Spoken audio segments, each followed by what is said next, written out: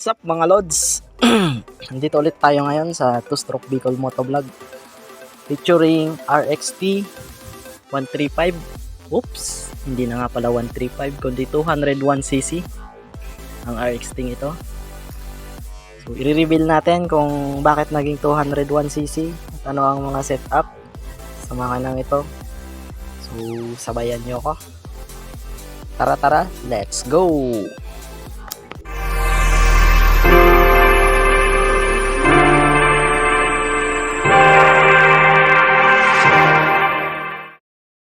Ayan mga lods, simulan natin sa sigunyal. Ang sigunyal natin, kung mapapansin nyo ay stock sigunyal siya. Ipapakita ko sa video. Stock sigunyal na ginawa sa Mindanao na naka-offset ng 4mm. So tingnan nyo, ito yung video. I'm still thinking about you and how I miss you so much.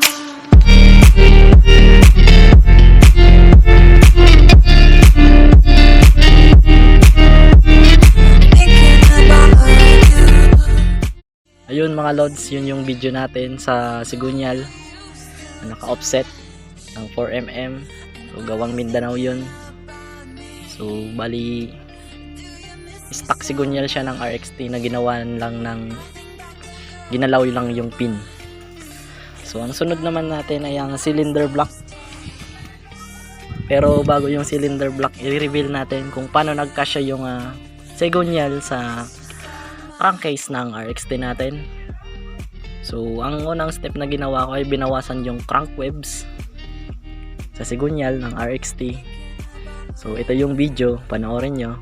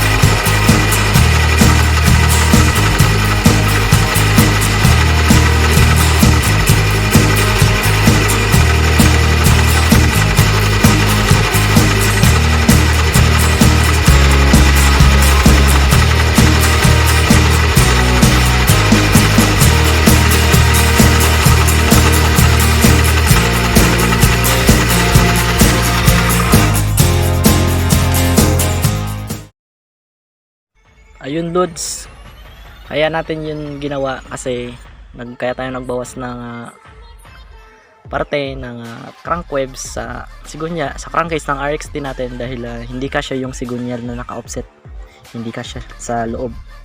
So kaya natin yun binawasan, pati yung connecting rod binawasan din natin ng konti yun.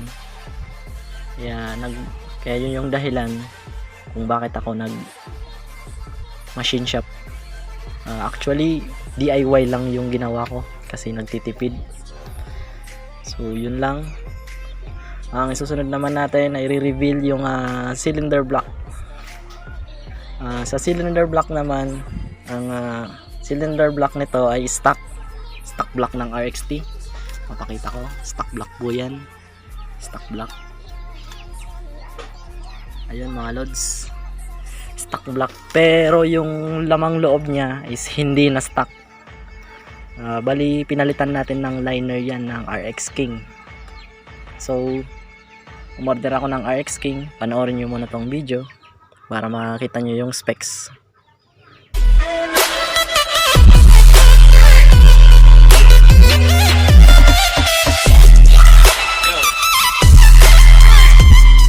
guys, dumating na yung order natin. Isang unboxing galing Indonesia.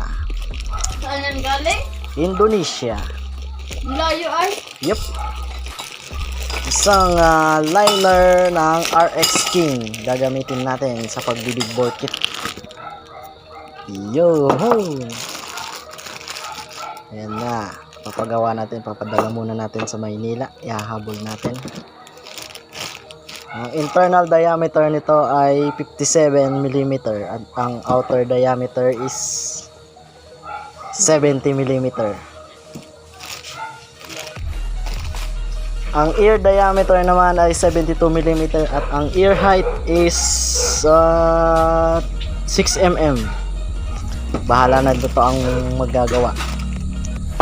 Ang gagamitin nating piston dito ay ang piston ng DT175 na 66.5 mm.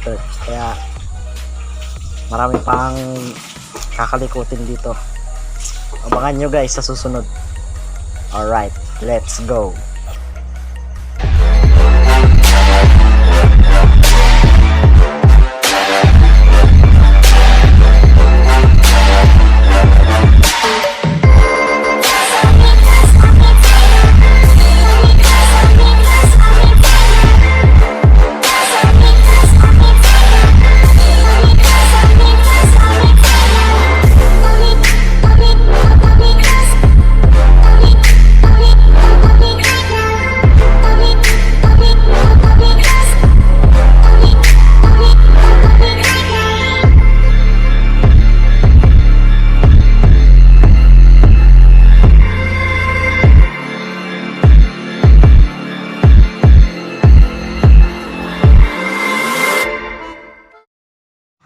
Hello guys! Welcome sa ating vlog, ang 2-stroke Bicol Moto Vlog featuring RXT cylinder block naman ngayon. Huwag kang magulo, ano ba yan? Siraulo ka. Naka big bore na, finally dumating na rin. Ito na yung box. Alright? Alright. Dumating na siya. Ito yung aray ko! Piston na 66.5 mm. Send ko rin sa GC, pisti ka. At ang cylinder block niya ay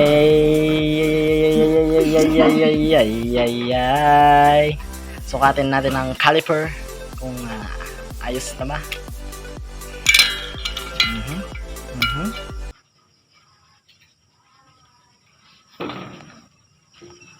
Ang actual measurement niya ay 66.5 mm. Medyo malabo sa camera. So, abangan natin ang setup sa makina ito. Magbabawas pa tayo ng mga porting kasi mintis pa yung mga porting niya. Magpo-port pa tayo sa intake, sa exhaust, sa transfer at magbabawas ng pakpak. At ang engranahe ng ating blah blah blah. Yun na yun.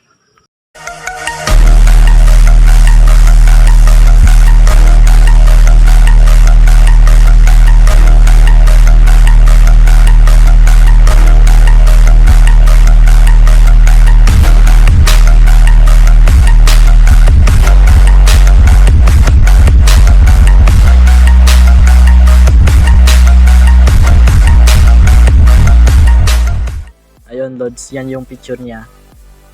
Piston na 66.5. Bali 0.50 ata yung bore nun.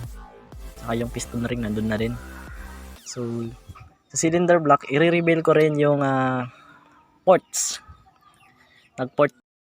Go ahead girl, don't you stop. Keep going till you hit the spot. Whoa. I'll take you to the candy shop. One taste of what I got. I'll have you spending all your... Nandito ulit tayo ngayon at ang sunod na process naman natin ay ang porting. Porting ng cylinder block na 66.5 mm bore. Yun ang unang stage natin sa pag-porting. Ang susunod natin ay ang alignment ng window ports sa liner kasi medyo nakalihis pa to at may mga i-repair tayo sa loob. Yung exhaust nakalikot na din natin pero konti pa lang.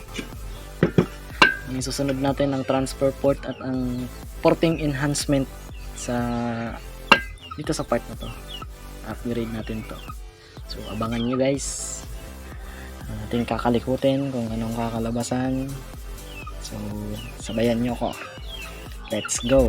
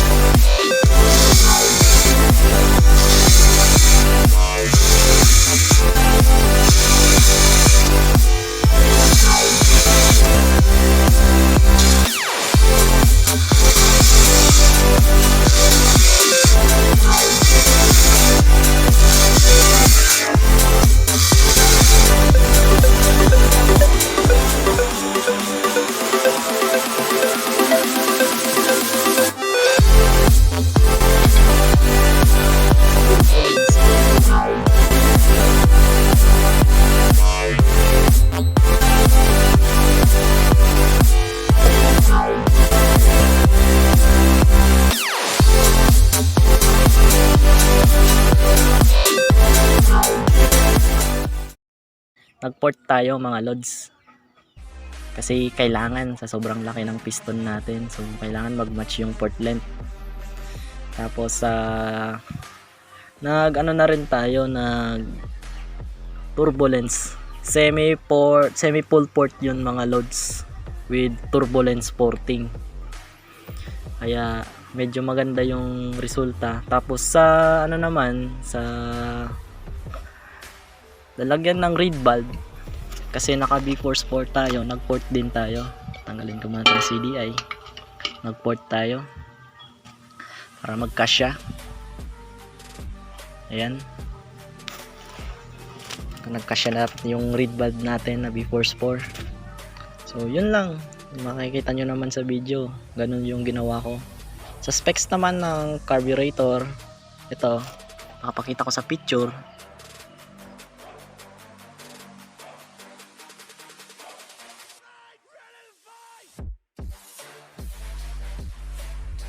Yun mga lods, yung nasa picture, ang specs nito is PWK 40mm na Keihin Sudco. So sa ngayon ito yung ginagamit ko, malaki. Yung manifold natin is fabricated manifold yan. So reveal naman natin, yung sigunyal niya nakabalance na yan ng 66, nakabalance yan para sa 66.5. So sa cylinder head, hindi ko siya pininturahan ang pangit pa. Pero yung ginawa ko dyan sa loob is nag-rechamber ako mga lods, para mag-match sa diameter ng cylinder block na 66.5. Papakita ko yung chamber. Ayan.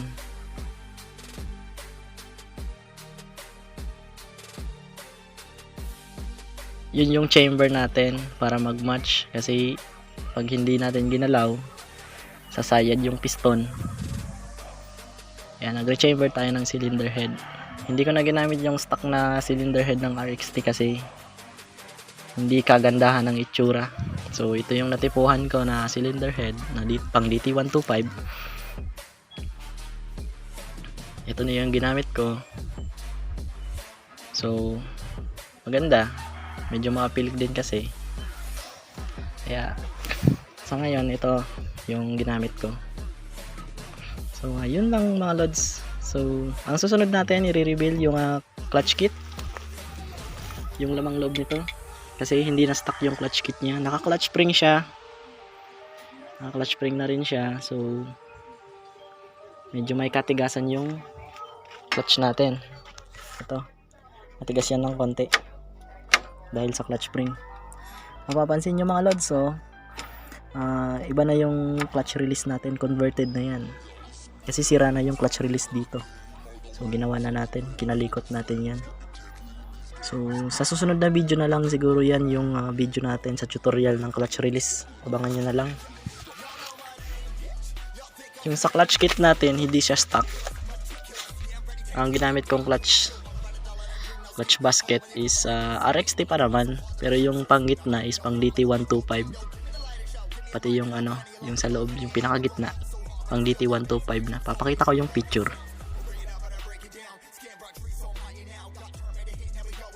Yun. Ayun mga lods.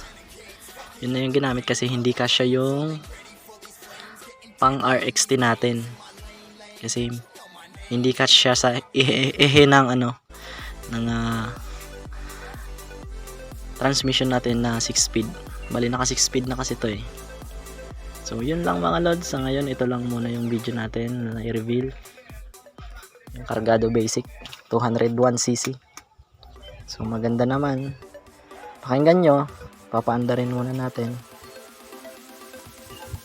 So abangan nyo, papaanda rin ko.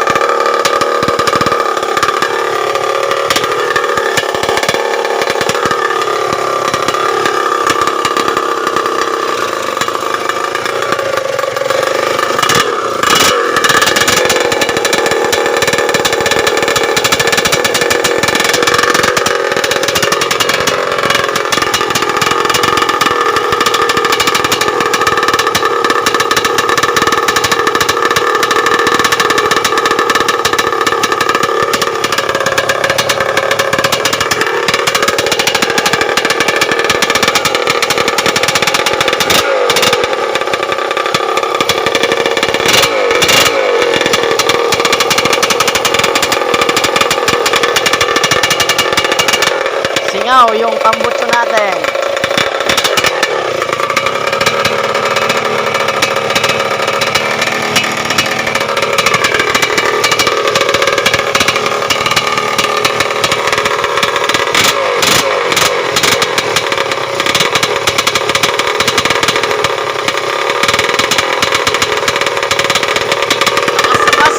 Malakas niya sa gas.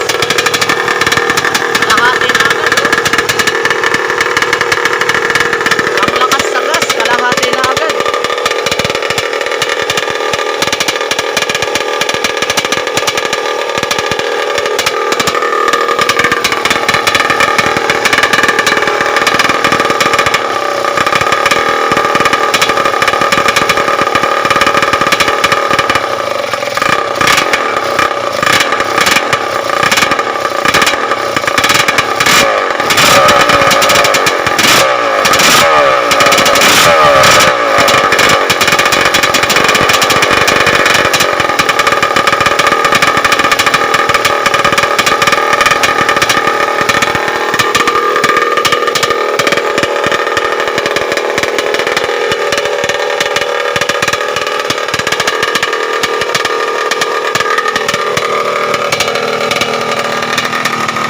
Wala namang sabog, ayos.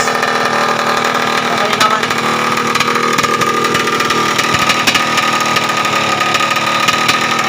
Walang sabog, ayos.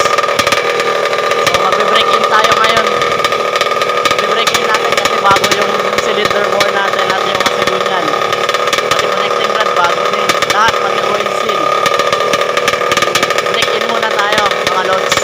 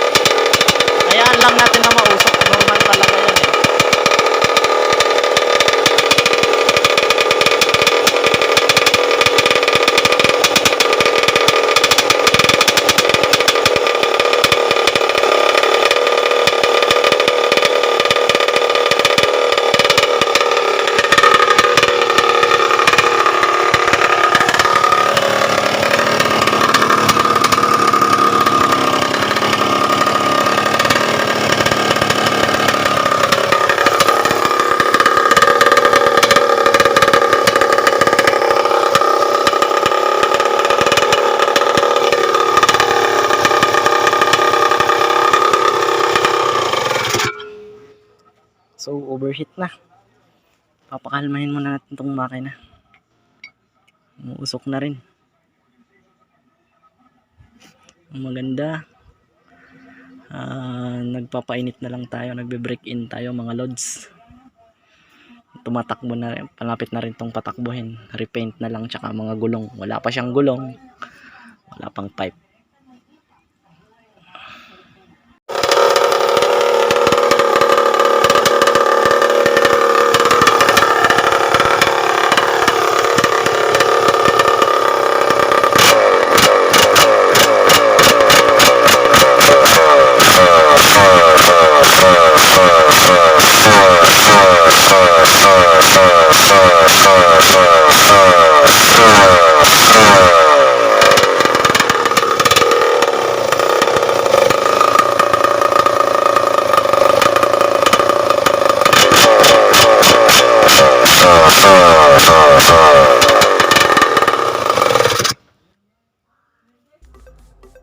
O ayan lods, so sa ngayon hanggang dito lang muna yung video natin. Kasi wala pa tayong gulong. Wala pa tayong gulong sa likod. So wala pa tayong pipe. Itong pipe, ginamit ko lang muna temporary para paandarin tong motor. Wala pa yung wire harness natin. Nagtap lang ako ng mga wirings para paandarin tong makina. Tsaka itong CDI natin, siguro papalitan ko na rin to. Kasi matagal na tong CDI na to, mga way back 2018 pa yata to.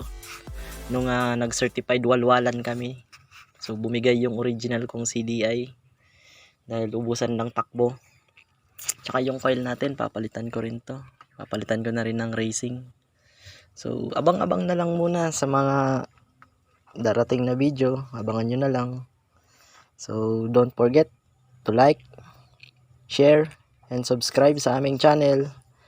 At hit nyo na rin ang notification bell para makita nyo ang mga bago namin sa darating na susunod na video. So sa ngayon, ito lang muna dahil wala pang budget. Ito lang muna yung katawan niya, patitibayin pa. Yung tangke niya, yung upuan niya, ito pa rin. Paparepaint pa natin yan. So sa ngayon, hanggang dito na lang yung video natin. So stay at home, stay safe. Have a nice day. Signing off.